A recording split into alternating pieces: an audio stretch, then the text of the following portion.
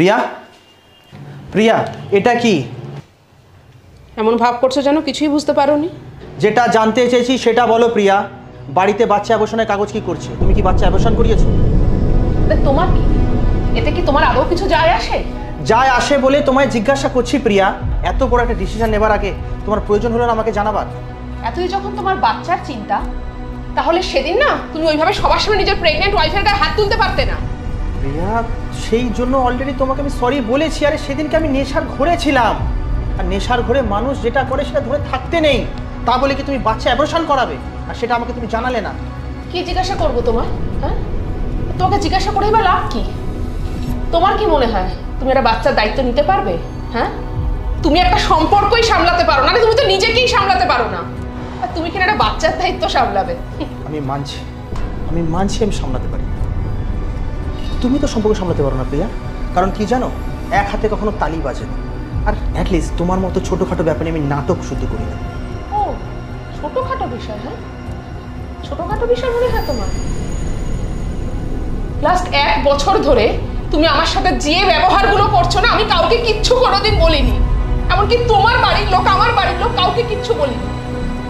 সেদিন সবার সামনে অনুষ্ঠানের মধ্যে তুমি যে প্রেগনেন্ট ওয়াইফের গায়ে হাত তুললে, তুমি না সমস্ত সহ্যের সীমা পার করে গেছো। আসলে কি জানো তো, তুমি একটা কাপুরুষ। তুমি ভালোবাসতেই জানো, শুধু কষ্ট দিতে জানো। আর আমি চাই এরকম একটা পরিবেশে যেন আমার বাচ্চা না আসে, আর জন্ম হওয়ার পরে এরকম একজন বাবার কাছ থেকে এসব শিখো। আসলে কি বলো তো রাজ, তুমি বাচ্চা ডিজার্ভ করো না।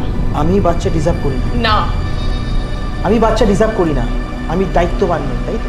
আচ্ছা প্রিয়া, তুমি যখন 1 মাস অসুস্থ ছিলে, বিছানায় শয্যা চাইছিলে, আমি দিন রাত জেগে তোমার সেবা করে তোমার সুস্থ করে ফেলেছি।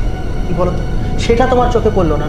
কারণ তুমি তো আমার ভালো কিছু দেখতেই পারো না, যা দেখো সব খারাপ। তোমাকে যে আমি এত ভালোবাসি সেটা তুমি কোনোদিনই বুঝলে না। ভালোবাসো?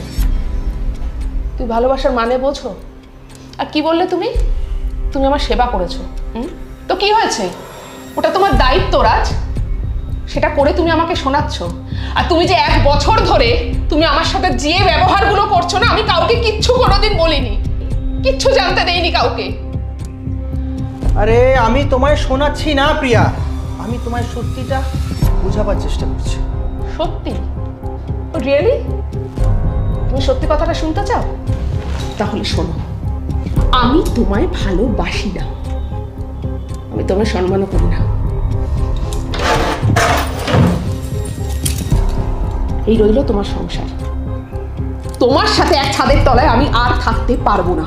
আমার সাথে থাকবে না? আমার সাথে সংসার করবে না? কার সাথে? একদম আমার গায়ে হাত দেওয়ার চেষ্টা করো না। আজকের পর থেকে এই ছাদের তলায় তুমি আর আমি একসাথে থাকবো না। কি বলছো কি নিজে বুঝতে পারছো? ডিভোর্স পেপারটা পাঠিয়ে দেবো, সই করে দেবো। মানে? যেটা শুনলে সেটাই, ঠিক আছে?